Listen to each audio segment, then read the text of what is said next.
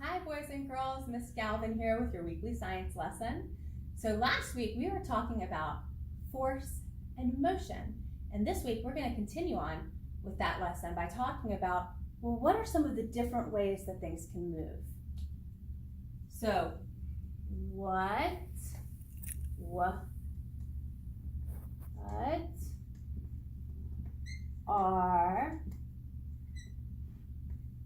some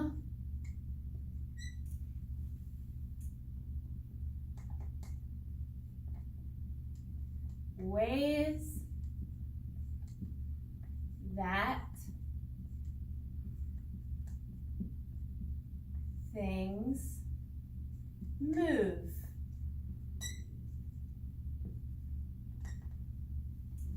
What are some ways that things move? So to explore this a little bit more, we are going to watch a really fun science video.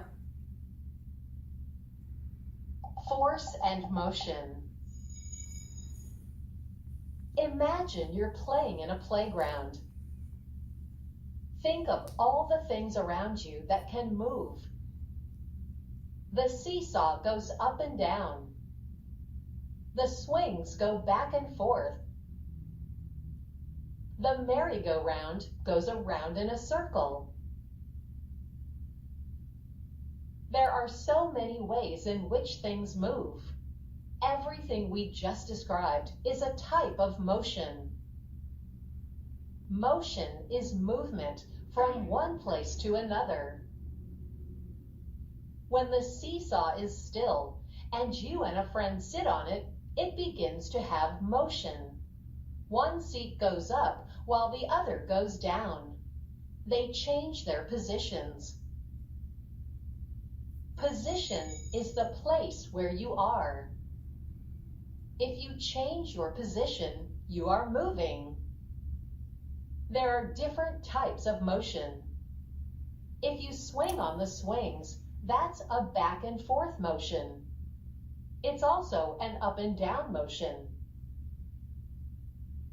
If you ride on a merry-go-round, you'll be going round and round in a circle. If you run forward with a back and forth motion to dodge a friend while playing tag, that's a zigzag motion. Or you can run in a straight motion to the base.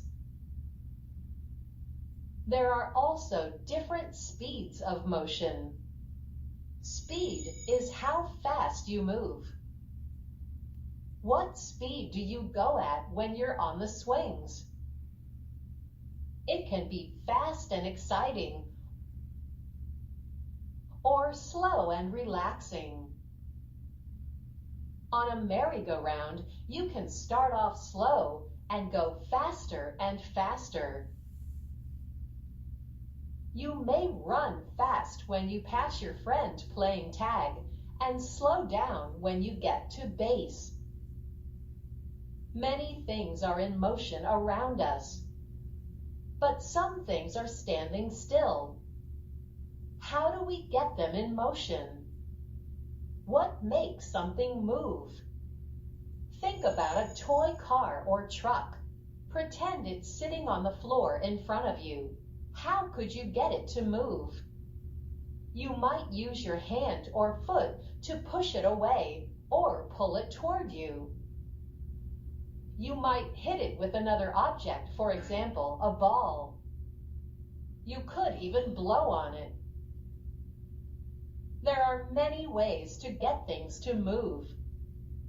The push or pull that we use to make things move is called a force. A force is needed to make anything move. Let's look at things a person pushes and pulls in one morning. This man pushes an alarm clock to make it stop ringing when he wakes up. He pulls the blankets off himself and uses his legs to push his body up. He pulls open a cabinet to get out his breakfast. He pulls out a bowl and a spoon. He pulls the chair back to sit down and pulls it back in under the table. His teeth push and pull the food. When he's done eating, he pulls up all the food items on the table and pushes them back in the cabinet or fridge. He pushes a washcloth across the dishes to clean them. That's a lot of pushes and pulls. Now, let's use another example of motion, riding a bike. You use force to get a bike to move. How? By pushing and pulling the pedals. Once the bike is moving, what else can you do? You can go faster by using more force, pushing and pulling harder. You can slow down by using less force, not pushing and pulling as hard. You can change which way you're going by using force, by pulling the handlebar, which pulls the wheels in another direction. What can you do to stop? Well, you can do two things. You can use force to stop by putting on the brakes. Or you can just stop pedaling and you will stop moving after a while.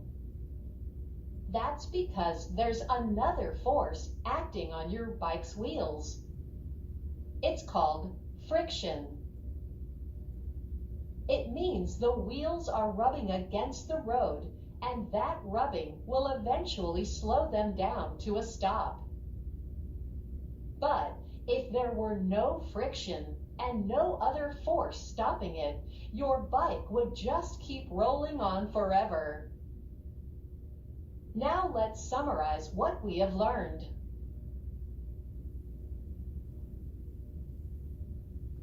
Many things around us can move. Movement is also called motion. Everything needs a push or a pull to get it moving. And friction can also slow something down.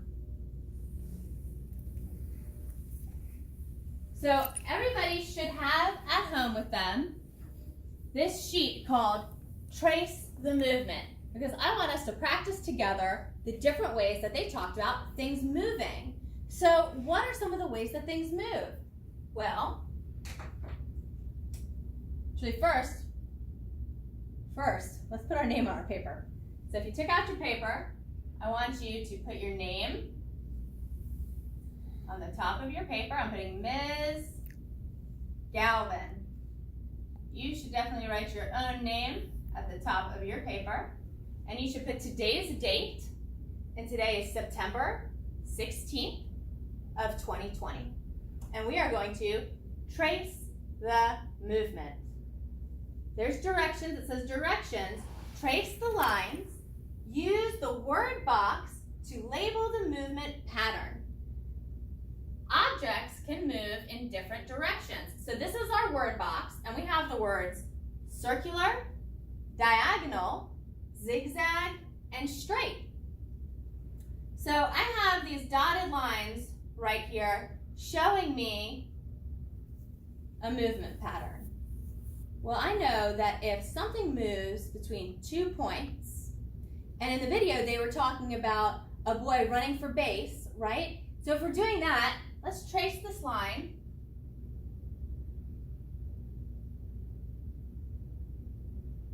Well, were we moving in a circle? No, we weren't moving in a circle. I don't think we were going diagonal. It didn't feel like zigzag either, so, that must be straight. So, I'm going to copy that word straight down into my word box.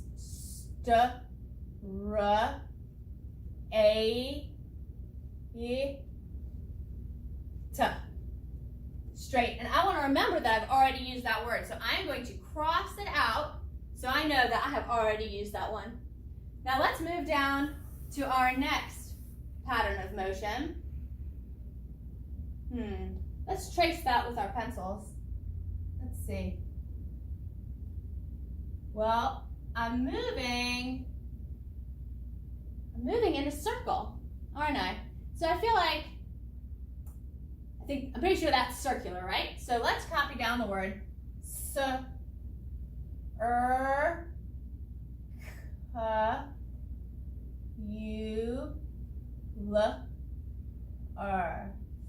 circular. And now I want to cross out the word circular from my word box so that I know I have already used that one. Circular. Now we have two other movement patterns to practice together. So again, it says trace the lines. I'm going to trace these lines. I have diagonal and I have zigzag. So if I was running away from somebody who is chasing me in a game of tag, like they talked about in the video, which one is this? Am I running diagonal? No, I'm not running diagonal. That's right, I am running zigzag. So I'm going to write z, I, g, and there's a dash, z, a, g, zigzag. I'm going to cross out zigzag. So now I started out with 4 words in my word box. I've only got 1 word left. I have diagonal. So I know that this must be a diagonal. I'm going to trace my line, and we can do this together. And then I'm going to copy down the word I, ag, o, n, o. Now I'm going to come back up here and I'm going to cross out my word diagonal. So we just talked about some of the different ways that things can move. And now we know that things can move in a circular pattern, they can move in a straight pattern, they can move diagonal, and they can move zigzag, right? Now for the fun part, I want you to go practice some of the ways that these things move. So you're gonna turn off this video and you're gonna get up and you're gonna move around. I want you to move in a circle, I want you to move in a diagonal, I want you to move in a zigzag, I want you to show mom, dad, grandma, grandpa, aunt, uncle, whatever adult is at home with you, that you can walk in a straight line just like you do at school. So go practice some of the ways that things move. Have a wonderful day, and I'll see you next time. Bye, boys and girls.